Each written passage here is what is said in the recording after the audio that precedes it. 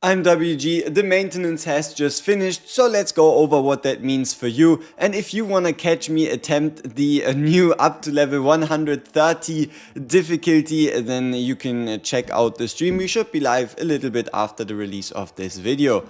But enough of that, so what changed? First off, they took out an event that was offering lower than expected rewards, and also the chances of you encountering forbidden cards in a dimensional tunnel has been increased.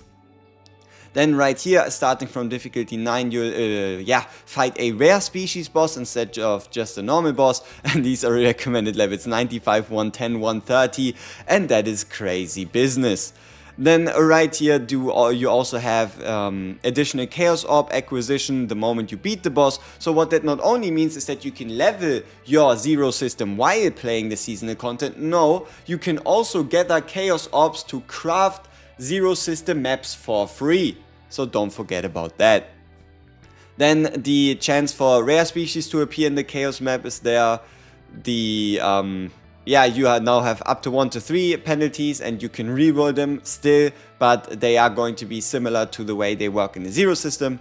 Then here they're now changing the decreased stress to 1 random epiphany, the increased max save to 1 nihilium epiphany, so 1 godly epiphany, the convert 1 card into random legendary to increase stress by 5, trigger godly epiphany to 1 random card, and then for the watch the end, so the Heart of the Ore Vein, which is the one way we're kind of looking for the copy. So the way this works, the Heart of the Ore Vein is the special event of the Laboratory Zero, right, the new Chaos map, and it has 2 options. Number 1 is the not rare encounter, where you have decent options like still getting the chaoszeronightmare, but the other options are kinda eh.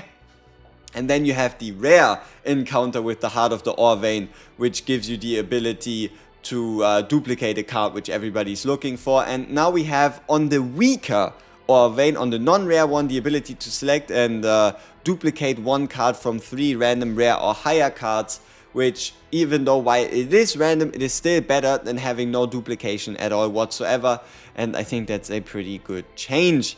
And then obviously here the unidentified area rewards encountered in the dimensional tunnel will be improved, so now you can get an epiphany instead of stress -3, an epiphany, and also a nihilium epiphany. And then here we have the items, so now before it was plus 20% damage amount shield for 1 turn, twice per turn. Now when an ally uses a forbidden card, damage amount and shield gain 2 times per battle. This is actually really good. Like, this nerf hacking module is now really good so long as you find yourself with a forbidden card.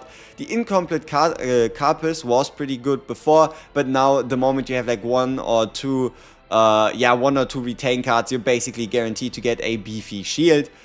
When an ally uses a forbidden card, 3% max save, 80% shield, also decent enough. And then this one here as well, the big change is this is plus 20%, meaning additive, but now it is by 20%, so multiplicative, meaning up to 40%, so long as you draw 2 cards. And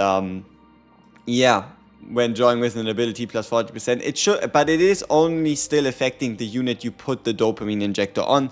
And then the Predator Spike, when there are 4 more cards in hand, increased damage amount by 30%, sweet as well. Self-generating experiment was pretty strong before. When there are 6 or more cards in hand, the cost of 1 random card in hand changes to 0, could for example target a 3-cost card. Now it is still as strong, but it has the lead buff, meaning that if you draw it, there's a 50% chance for it to reduce its cost by 1 should you play it as the first card of your turn. The same is for the Forced Learning Apparatus, which draws you a card upon using 4 cards, is now also lead. And Algorithm, the Forbidden Algorithm, also is now lead. It costs you, I think, 3, now going down to 2, but creates a random forbidden card in hand. Honestly, might just be pretty damn reliable in getting forbidden cards at all anyway.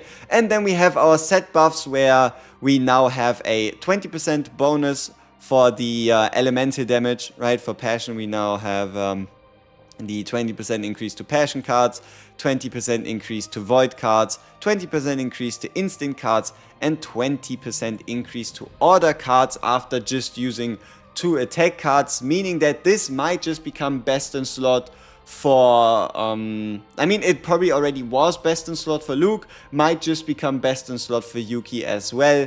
it certainly seems pretty darn powerful. And what you could, for example, also do instead is potentially swap out the goblet for like attack percent and then just run the set instead, because you get a 20% instead of a 16 and you swap the 16 for a 25. I don't know, that still remains to be seen. And then here we have just some the acquisition probability forbidden cards, right, that we just get more of them. And also, yeah, we seen it in the beginning. And now the voice actor for Charon is correct, which is fantastic, I guess. But yeah, no, these are just some more standard fixes. Let's see. Alright, an issue where Eloise's and Briar's passive effects related to creating and obtaining status elements did not apply correctly when Charon converted cards into utility through Oath of Vanity will be fixed. So now, yeah, Briar is apparently even more powerful for Charon. And if you are liking a Charon, if you are playing Charon, Briar is kind of like a must pick up. Peace!